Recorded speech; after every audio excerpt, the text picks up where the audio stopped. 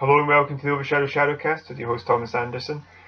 It's just me this time. It's the second of the two ShadowCasts over the holiday period, Christmas, Hogmanay, New Year, in which it's just me, and Abigail has given herself special assignment.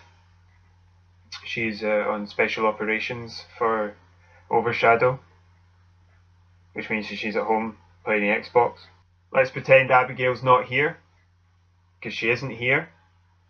Which isn't really that big a difference. I mean, what does she really do? Other than all the technical stuff.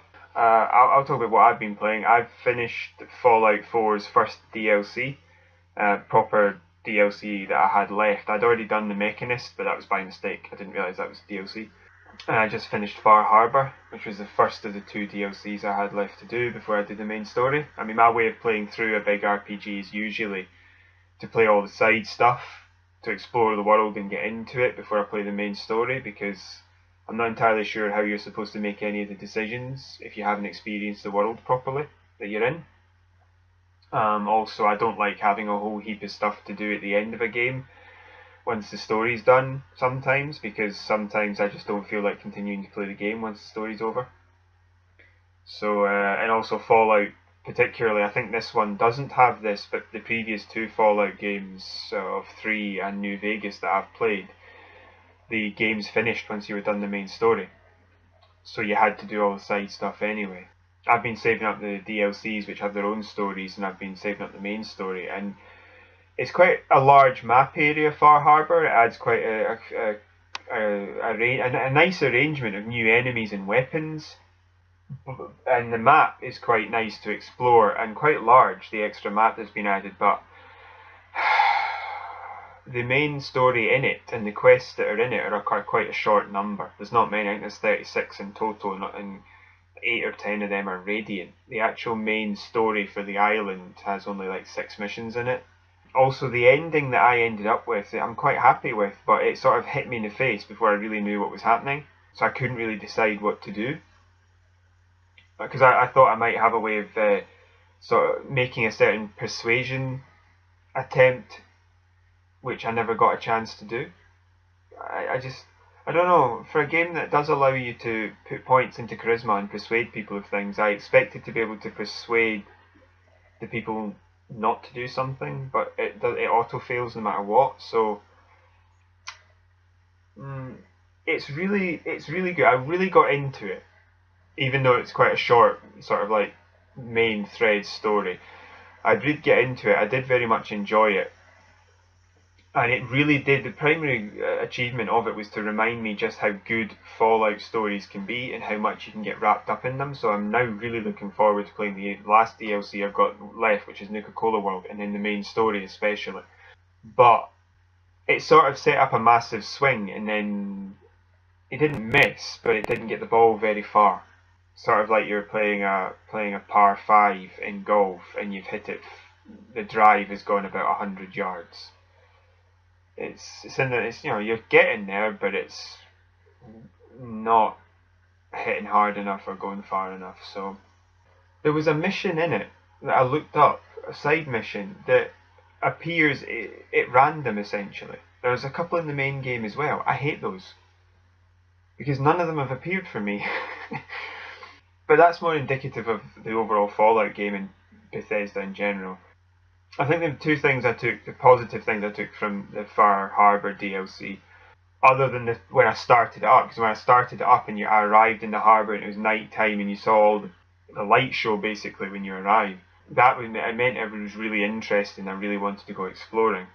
But by the end of it, the two things I took out of it were a real desire to go and do the other DLC and play the main story, because this was like a sort of taster session for how good they could be. And also, and this is more in-game and practical, I went round the 4 settlements that I had set up during the game and just stole all their stuff and took it back to my main settlement on the mainland. I gave them what they needed, enough food, defence, water and power and beds, and then I ran away with all the extra stuff. I think I carted out £1,100 of extra material, because I have the perk that allows you to fast travel when you're over encumbered. And then I ended up doing up my home base with it. Built a reactor with whole loads of machine guns around it. So I got 500 power. But yeah, he told me I didn't have enough power when I had 18, so I built a nuclear reactor. Now I have 518. I think that's the main takeaway, is that it got me really excited for the stuff I have left to do. But other than that, it was just a massive ammo sink, because a lot of the enemies are much harder than the main game now for me, so it took a lot of my ammo. It was worth it. I'd leveled up quite a few times, and I'm looking forward to the rest of the game. So I'll have information for you on that when I've actually finished Nuka-Cola World. Next is the news. This is a story that's near and dear to my heart, because it sums up a stupid overreaction, essentially, that society may very well defend, but is completely in the wrong for doing so. EA have fired a high-up boss in the Republic of Ireland. He may actually have been the boss of EA in Ireland, on the grounds of sexual harassment. Jean-Philippe Grenet, who I'll just call Grenet from here on in, had held the €160,000 a year position for only 6 months. Grenet was taking part in a conference call with an American woman when he said that a company discussion shouldn't be a matter of... Now I'm going to quote here, so I am going to use the phrase he used. You might want to cover little kiddies' ears and then uncover them if there happen to be any listening. You decide whether or not they should hear it. Although I think it's fine, really, because they should learn this stuff, but it's up to you. He said in a company discussion with an American woman that a company discussion shouldn't be a matter of who has the bigger dick. The woman in question then made a sexual harassment complaint, which resulted in Grenet being fired. He's actually taken his case to the High Court in Ireland, and his lawyers have made the the argument that his remark was clumsy, but it did not intend to mean anything sexual. It was intended to mean that the discussion shouldn't become a petty squabble. Grenet and his lawyers have also argued that the lady in question is acting in a personal interest capacity because in the past she has herself applied for the position that Grenet previously held before he was fired for this comment, a position which is now vacant. So you see the conflict of interest her complaint may actually have. If this case fails to succeed in the High Court of the Republic of Ireland, which in my personal opinion it shouldn't, then he would have reasonable cause to take it to the European Court of Justice, which has jurisdiction over matters concerning human rights, because this is a freedom of speech concern. There are laws protecting people from certain behaviours in the workplace. They're perfectly valid. But his phrase was we all have heard this phrase before, where this refers to the idea of ego. And what he was saying essentially was that the company discussion should be about what's the best response, what's the best idea, not who has the bigger ego or who has the more clout. It's not a case of we're doing this because I'm more important than you or more people will agree with me, but we're doing this because it's the right thing to do, it's the right response. Basically, this could become a human rights issue because it's a freedom of speech for him to use whatever phrase he wants to get his point across. And clearly there was nothing sexual in this, there was no connotation whatsoever. You could be offended by it, but frankly I don't care. I genuinely do not care when people get offended by something like this. That's on them to then go away into a corner and deal with. It's not to put on the other person. They have the human right to speak as they see fit. And in this case, because it had no sexual connotation, so therefore there is no sexual harassment, he did not mean it that way at all, and intent and context are extremely important. This is a complete overreaction by EA. I could understand the woman even making a complaint if she did feel there was a problem, but the response should have been, no, this is fine. It might have been a bit clumsy, as his lawyers have said, but there's nothing sexual meant in this, so therefore we're not going to do anything. I could even understand her playing office politics to try and get him fired so she can get a go at the job, if that's what's happened here, because I mean, it's despicable for her to do this to this gentleman if that's the motivation. But I could understand that. But I do not understand EA's reaction, objectively, from the point of view of this is clearly not sexual harassment, so how have they come to this conclusion? Well, they've come to this conclusion because EA, for some reason, have decided to try to be the poster child for political change in the world. And so they've fired someone for using a phrase they didn't like, but which in and of itself is not a protected phrase. I don't think there should be any, but there are certain words that you definitely cannot get away with saying in society. He's not used any of them. I mean, the negative sexual word he's used is actually also a name. He's tried to make the point that this shouldn't be a matter of ego, and the person in response has then complained about him. I mean, he's probably hit the nail on the head there with saying it shouldn't have been a matter of ego then. I think EA's response to firing him is wrong, but it's been done because of multiple factors, which, as I said, EA have tried to become the poster child for equality, which is absolute nonsense. All they want is money, we know that. Loot box scandal where they're taking advantage of young people or people with gambling addictions demonstrates they don't care about people, they want their money. The idea that you can get away with firing a man for saying anything that could be construed as sexual harassment, that's really the point here, is that they can get away with it on a social level, and it makes them look extremely conscientious. Because even if he sues, he's not getting his job back. He's probably just getting paid millions and then he disappears. He's not getting his job back. Probably.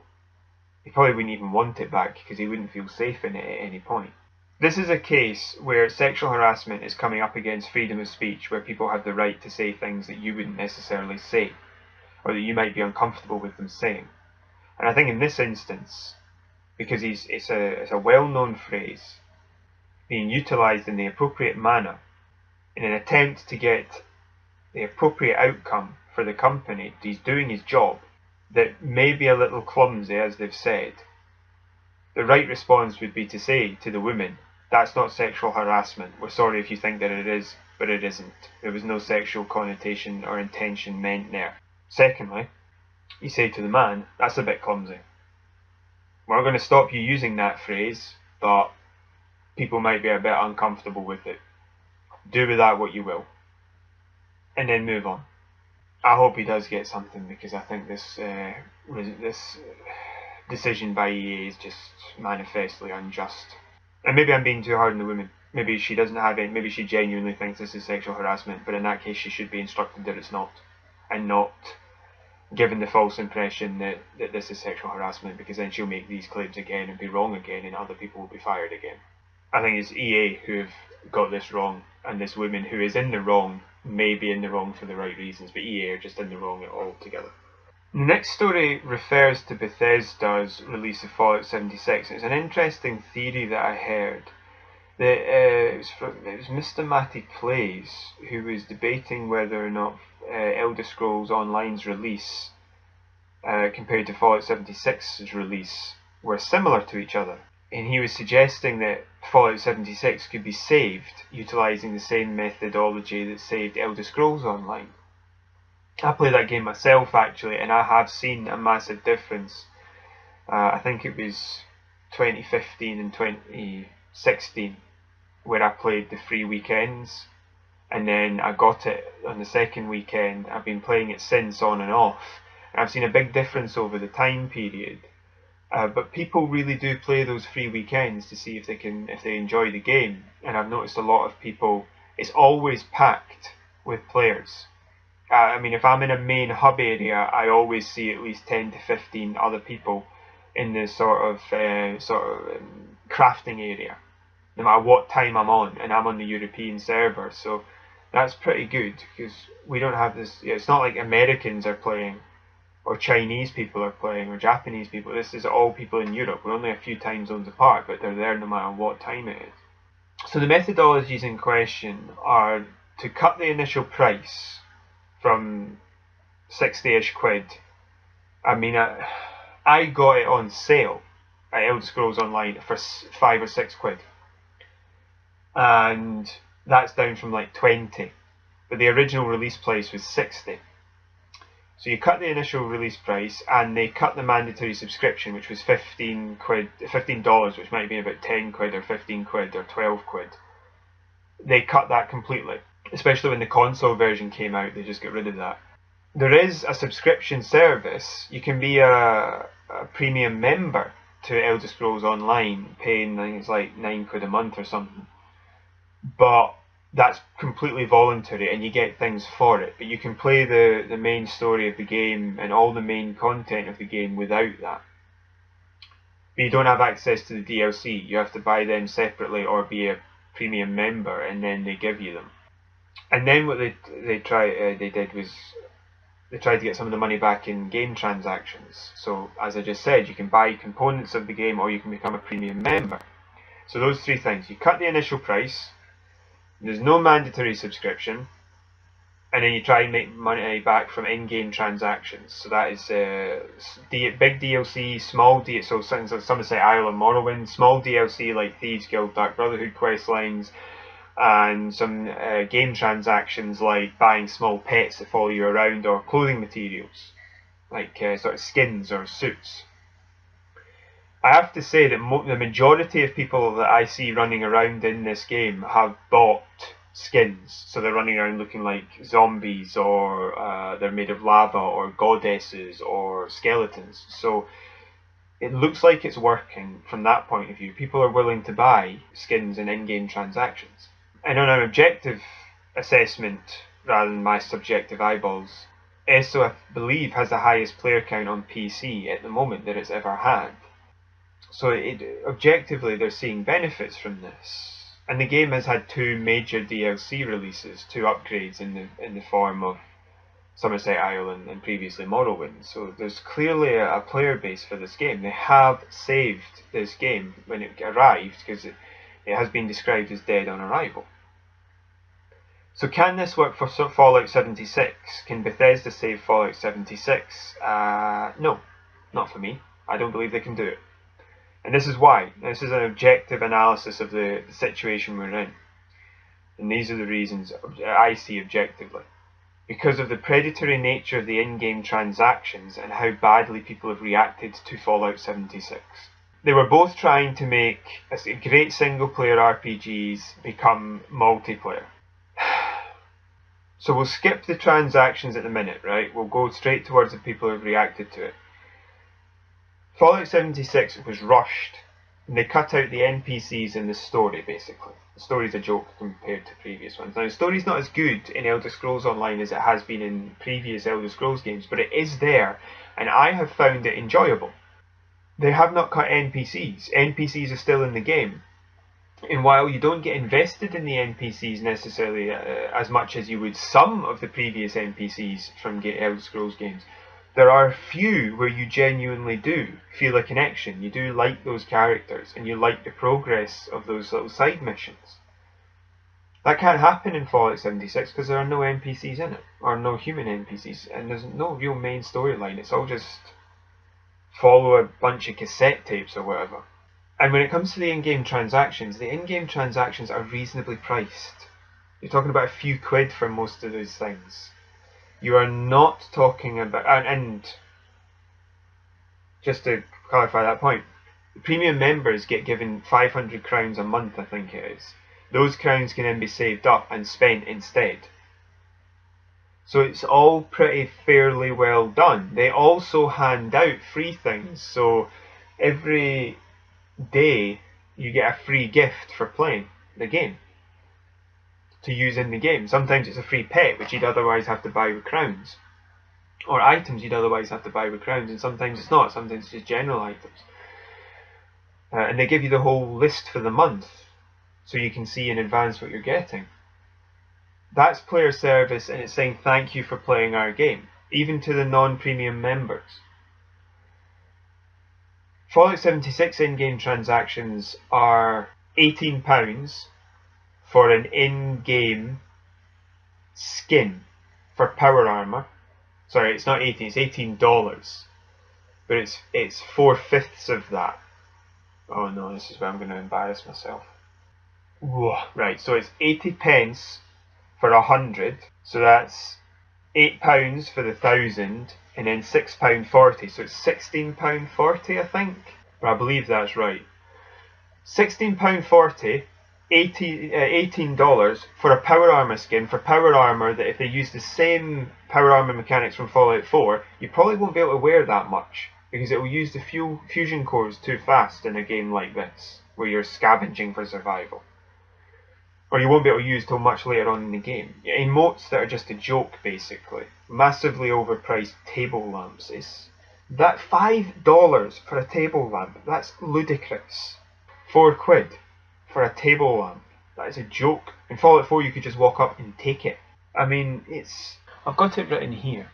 The game transactions I've written are predatory in nature.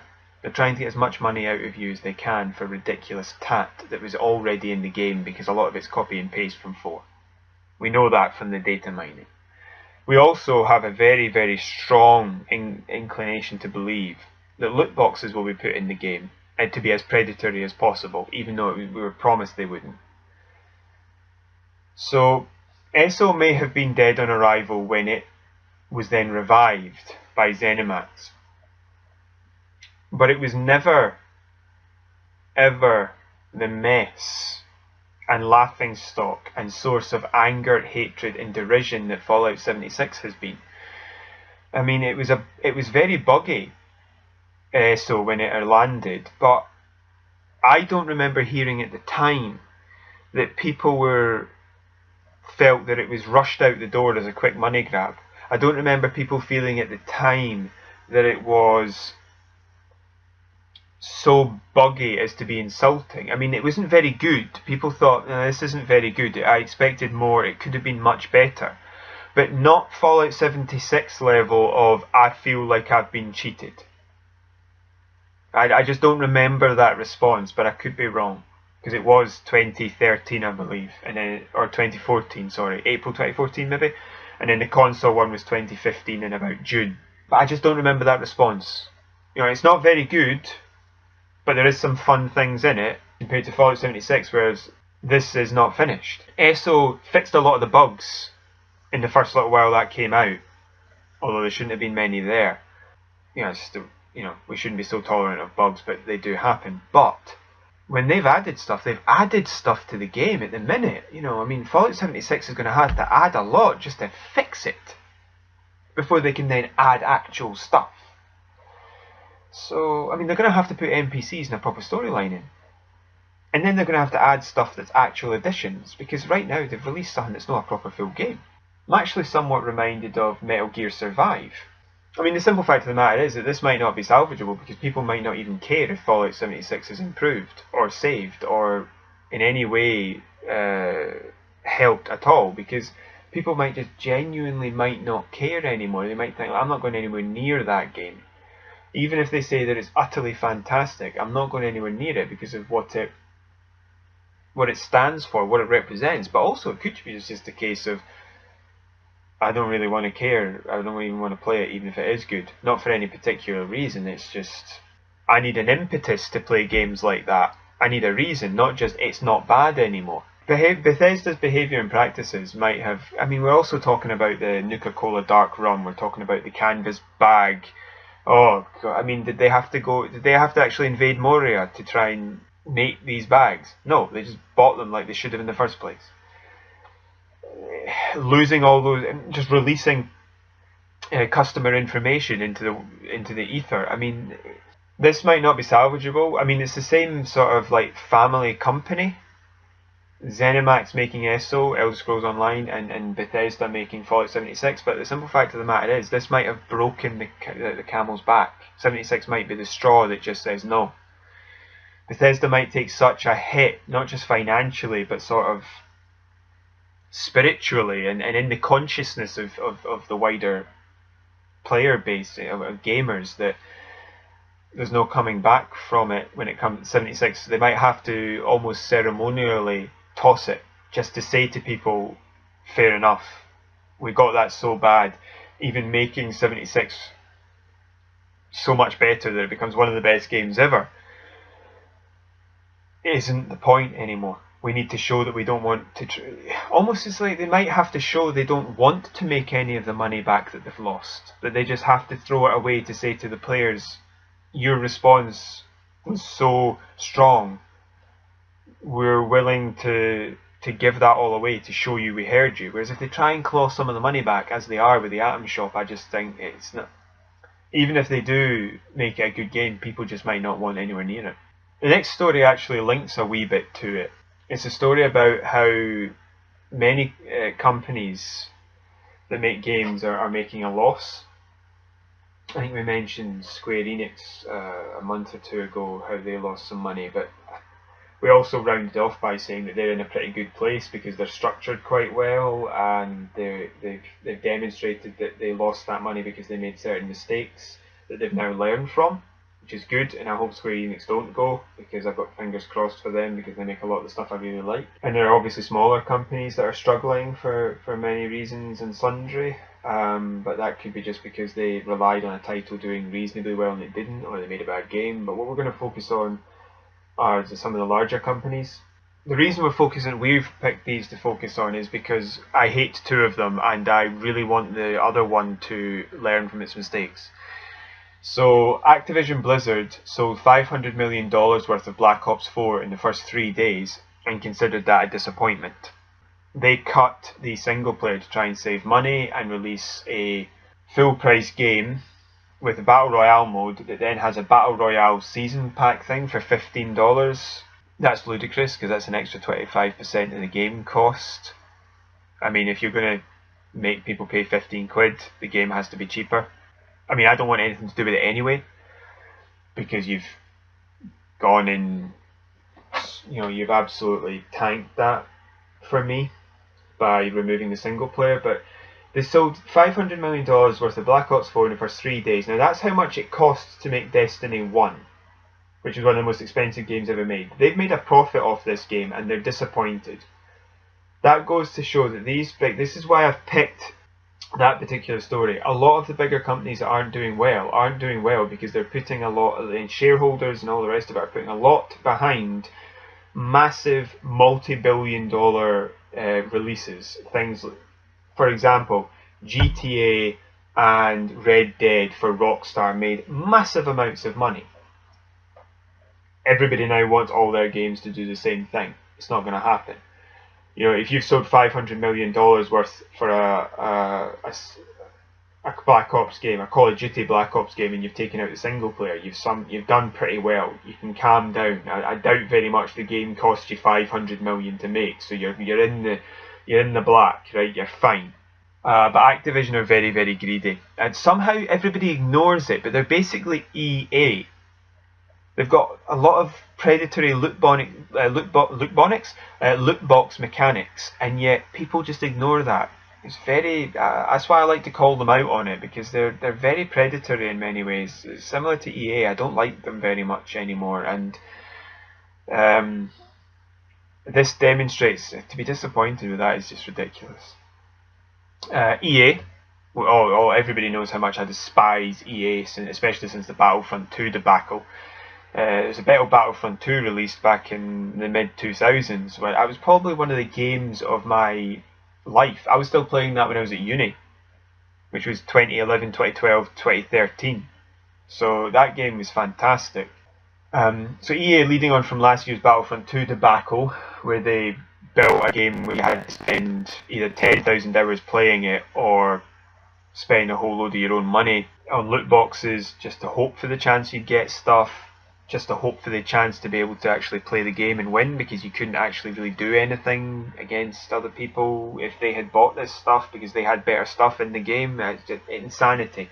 The progression mechanics and the loot boxes were just ridiculous. On top of that, the single player was apparently meh, so. Again, EA back in their loot box, which makes them billions. They decided to attack their fans, as you know, we've covered it many times, for their politics with Battlefield 5. That was stupid. So as a result, Battlefield 5 has not sold very well at all, even though it's considered by many reviewers to be a perfectly competent single player game. People just don't want anything to do with it. You can't attack gamers, say, well, you're uneducated, don't buy this game then, and expect them to buy the game. The market is flooded with excellent games that you could play. That is just a bad marketing model, to advertise your game as being only for those that agree with you on everything. There's also the fact that the world is starting to slap down EA for its loot boxes. I mean, they're just, a lot of research has demonstrated that a lot of the money that EA makes is gambling addicts and children, which just seems very predatory to me. And so hopefully we'll see a smackdown on that, because EA are in massive amounts of trouble. I mean, I think they lost half their share price because of the Battlefield 5 debacle, and if they lose loot boxes, that company either has to completely restructure or it goes. I genuinely don't know if I would mind it going, because it's got a lot of companies tied up inside it that I would like to see released.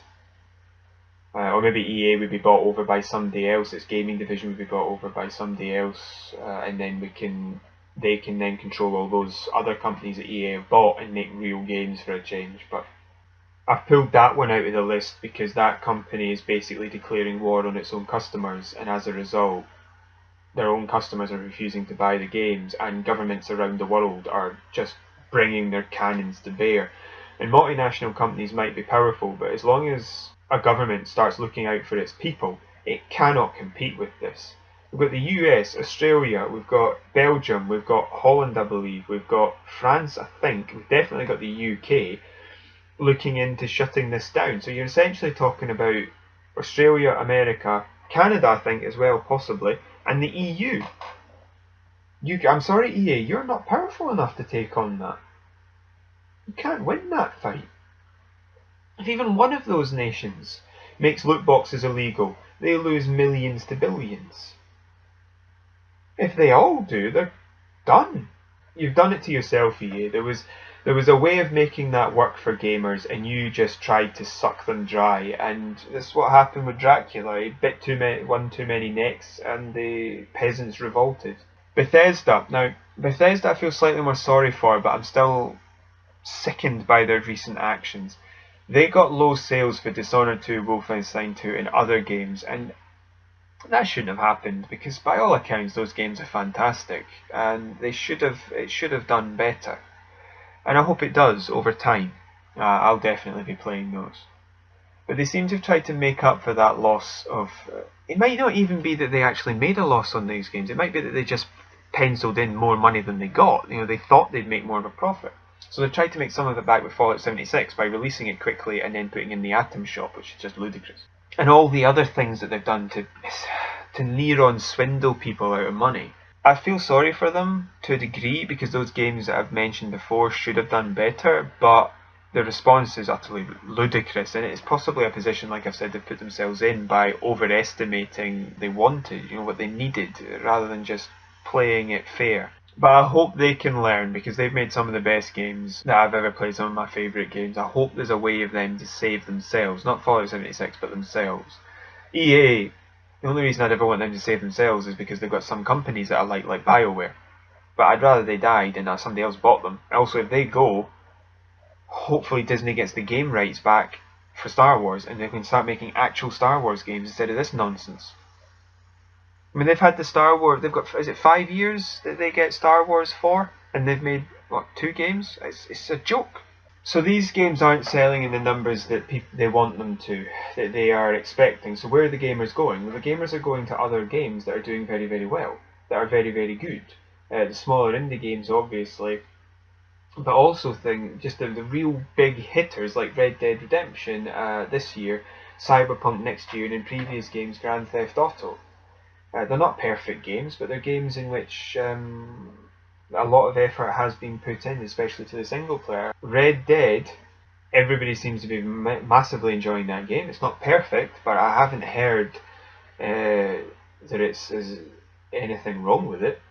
And then we've got Cyberpunk next year. Players are heading to companies that, okay, we all know they want money, they're companies, that's how they work, but they are still willing to put in the effort to make a game. The artistic and customer relations sections of game making are still there. We're talking good writing, excellent set pieces, you know, worlds which we can really fall in love with, and customer service that really counts. And that's where they're going. They're going to companies that demonstrate that they care. You can care about video games and make money off them.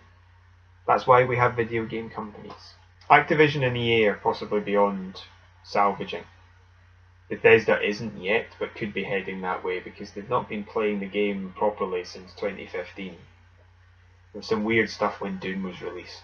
This gaming slump, as it were, for those big companies is not demonstrative of gaming going downhill, it's demonstrative of gaming going uphill as people are moving away from even games they might want to play because the company is just not treating them right.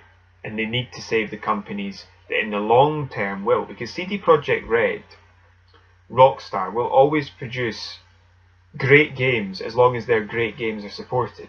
But if you support mediocre games, even good games by the other companies like EA and Activision, they will eventually move to making terrible games that they can just drain the money out of, like Fallout 76. This is important that we understand the difference between the gaming industry going down altogether and the negative influences in the gaming industry taking a hit because gamers themselves are taking more control, which is a good thing. So that's everything for this week. Next week Abigail returns from her special operations playing video games in her house. And we'll hear what she's been playing, which should be quite interesting. That'll probably be the news. If she's been playing a lot of different games, then that'll take quite a bit of time. But if you enjoyed this ShadowCast, please like and subscribe below. We've got a plethora, a backlog of ShadowCast for you to listen to if you haven't before. You can follow us on Facebook at OverShadow.ShadowCast, and you can contact us at overshadow.shadowcast@gmail.com. And all that's left for me to say is we hope you enjoyed this, and we will see you next week. Bye bye.